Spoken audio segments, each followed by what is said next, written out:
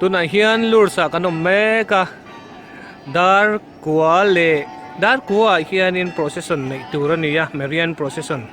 ma sengin heta chuanin hei khwal enga tuna hianin dar riat le achan ve perfectin ka hria hilai khi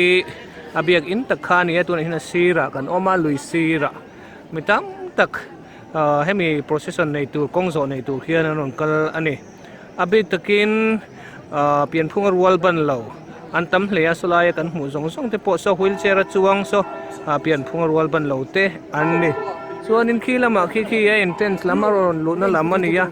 mi anon suk khamwa mua ahuna chuanin helai hianin mombati nen kongzo na kan nei thini solai lama soin phia chuanin hemi atual zol kimi chak alang lo chin statue milim din na vela khianin atop na ahun kharna an mang thin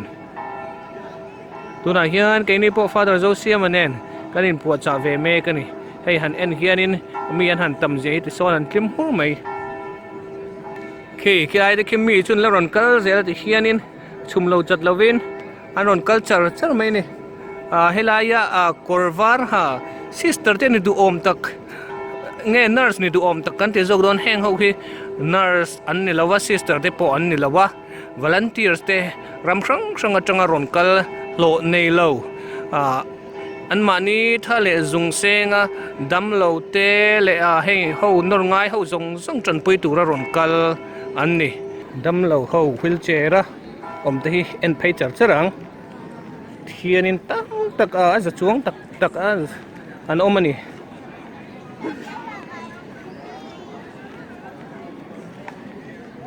hianin wheelchair an thutapa taksa damna an hulo ni po in tharawa damna tal mu anin bei se ni hei ka ma hianin father Josiah mapo akal meka china khanin mombati chinna huna te hani po awachia Mizoram lamatanga mombati chitura tituten chumi ayo chuanin ani po chi ani so lai po sonin an lakal ne me mani hei kalkung no vek khopin an oma so laya leilo na po sonin damlo ho wheelchair om an khatrup mai ni so laya tuilak so atui thiang hi man lak na groto tang ron put chuak tui an lak na mun kha ania groto tang ron put chuak tui marina pu ko tang hian tui ron put chuak ang tiam thiang him ban ne na atiam kha ta hianin an pipe chonga hian adu tu lak thein an siama thenin an ina thenin dam doi tan hmanga thenin noya chuanin tam takin damna an chang thin ani khi biak in khania biak ina khe chong thum angania chong khatna chong hina le chong thum ground floor chong khatna kan ti meng chu voi ina khanin chong chung tara khianin mas kan hlana khi lam atlang lam akring tup mai khi cross kong zona hunania sang khop maya voin tlaya khan bi zo tong ngein father Josiah manen cross kong zona kan nei so lai alang lo chin mi tam na dok kan zu manga son grotto oma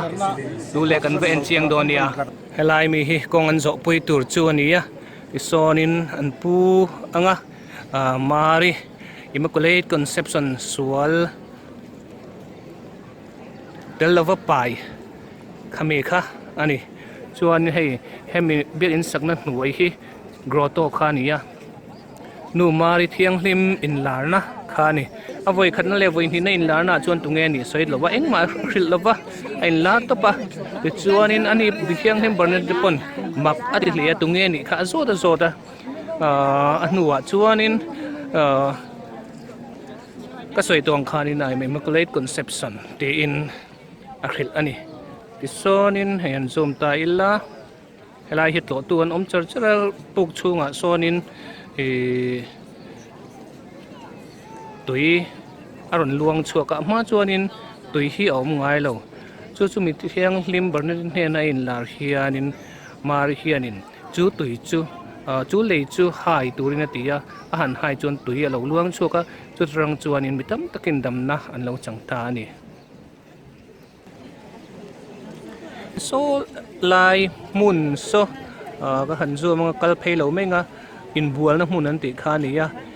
helai tuiput chuak kha solama son an pipe pe sota sonin somi room a sonin in bual na hmun oma midang min puitu tur an lo ma volunteer ho chuta chuanin an vein bual thin ania chumi in bual tur chuanin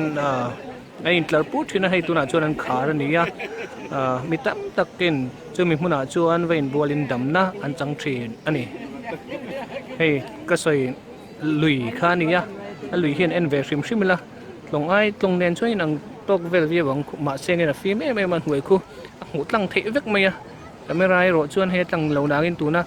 mitlong e ro chuan an huaya lungte khu lang vek maya he lui hi cham tak maya a bol hlo si lova ei anal kher mai hi khi lai lei kha nia lei hi an ni tan chuan in siam har vak lo nge ni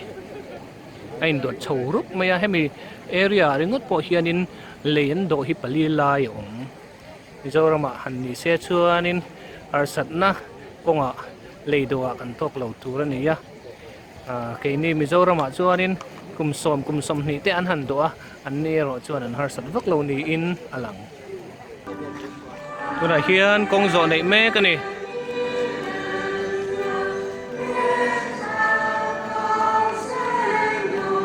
hei mihring han tam zia hi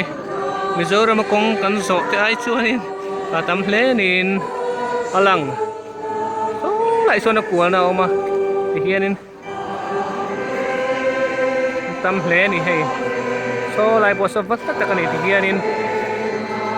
nung lama